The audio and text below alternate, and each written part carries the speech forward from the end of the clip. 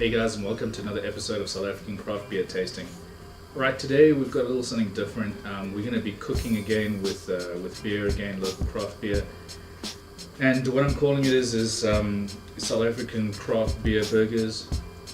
So basically using a South African craft beer infused into the burger. I'm infusing beer at two stages. So one is going to be in the basting, and also going to have some beer as the binding in the burger, which will obviously just infuse it a bit more. The beer I'm going with is Poison City, the Other Bird. It's a Czech dark Pilsner or dark lager. Alright, so you want a nice dark beer when you're making a basting, just to add the same color sort of thing going on that you want. And yeah, look, I'm actually doing the burgers tomorrow, but I thought I'd record the making of the basting today, because you want your basting to sit in the fridge and sort of absorb as much flavor as possible from all the ingredients and things like that. Alright, so let's just go ahead and chuck things in, and yeah, and it should be pretty cool. Alright, let's go ahead and throw some garlic in there. I'm not going to make a ton. You can just like sort of scale up the recipe if you want to make a whole lot of it.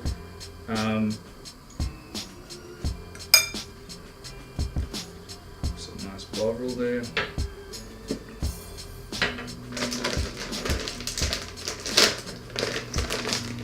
A little bit of sugar, a bit of aromat in there, yeah, a bit of salt, pepper, Sarsens, which is malt vinegar. You can buy any one, by the way. I've gotten accustomed to this one and I quite like it. This is some, the liquid smoke. You don't want too much liquid smoke, by the way. This stuff can be pretty potent. So just be ginger with it, that's what I do. A couple drops is all you need. Oh, and by the way, you don't need any of this stuff. You can just make, what I really do, you can use a pre-made basting, or you can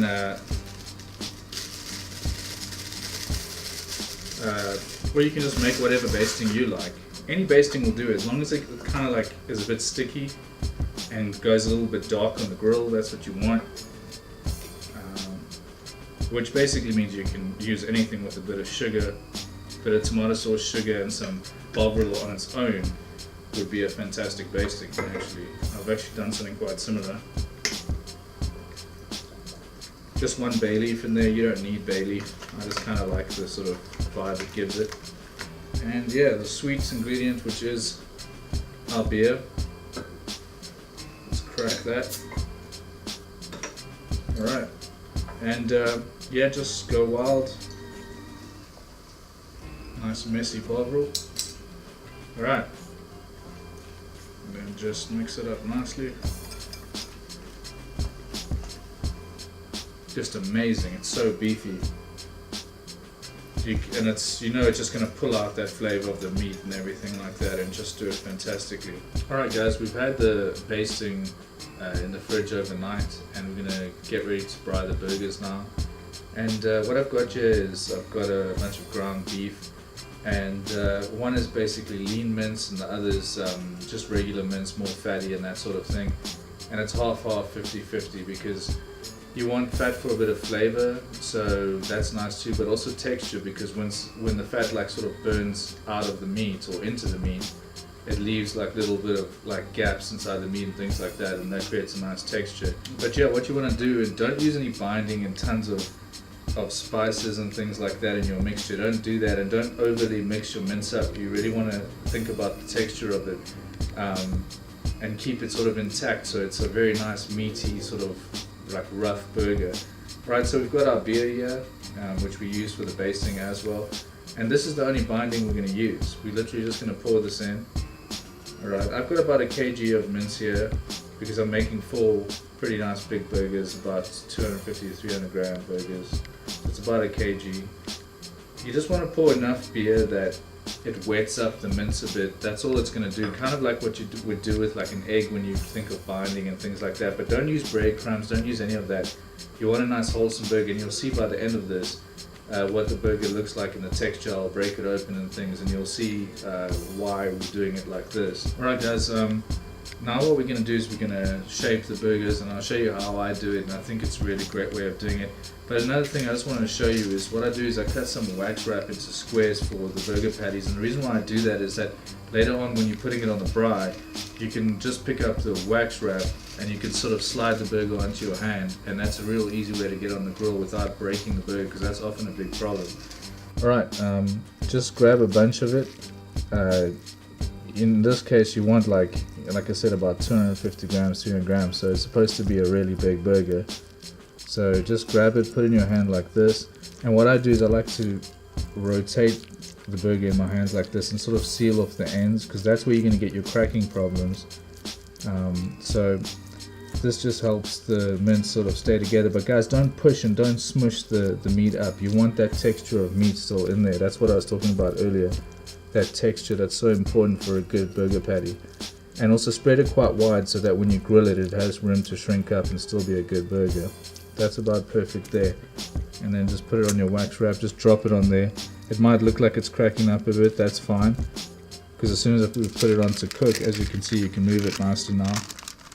And as soon as you put it on to cook, all this will seal up. And remember guys, don't use the basting yet. Don't put basting on. I'll show you guys when we're grilling exactly when to use the basting. For now, we just want to form them, get them onto the wax paper so we can move them up to the grill. Alright guys, what I've done is I've heated up my gas braai. You don't have to heat it up for too long, but I do it for about 5-10 minutes, because what happens is that you want to get the grill nice and hot. But the key with this as well is that you want to first put your burgers on just to cook for a bit, and so what you want to do is get the heat really low after you've heated up the grill. What that does, like I say, is it actually cooks it through, and you don't put it almost even on direct flames or anything like that in the beginning. You don't flame grill it, so to speak, yet. That obviously happens later with the basting and things, and we'll get there, but for now you just want to chuck them on and get them nice and cooked through. So here's the wax paper, like I say, which makes it easy to place your burgers.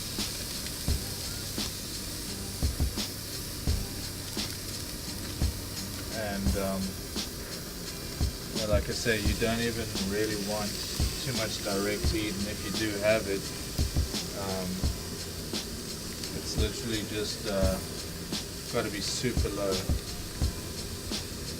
So I'm going to even turn mine down a little bit, so it's not too much.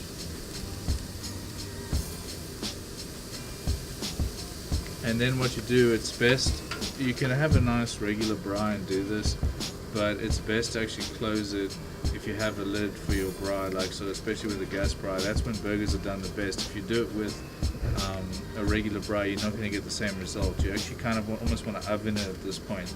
As you can see now, the juices are coming out nicely, and that's when you know it's a good time to turn. And there we go. Alright guys, it's time to baste. The burgers are nice and cooked now, they're firm, and that's what you want. And we've got our basting here that we made yesterday. Just mix it up a little bit and have a brush with you, and just mix it up a little bit before you use it in case anything's separated in the fridge. And then just gently baste it on, just sort of like pat it onto the burger. Alright, so yeah, as you can see now, it's reacting with the flames, and it's getting a flame grill going. And yeah, you want to do one side at a time and just leave them for another about 5 minutes or so on each side once you've turned them with the basting on. And as you can see, they're getting nice and cooked. Okay, so basically what you want to do is just baste them before you put the cheese on. You don't have to go crazy, just a little bit extra flavor before you serve up. Alright, and then just take your pieces of cheese nice and thick and put them on there. I only want like 3 that we're gonna actually eat tonight. I've done some homemade chips and everything. It's best to do, you can do some baked chips, but homemade chips are really the best. Alright, well, let's go ahead and give it a taste. Cut in there.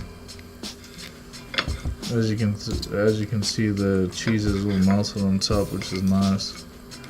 I put a little bit of mustard on the bottom, a little bit of lettuce, onion and tomato as garnish.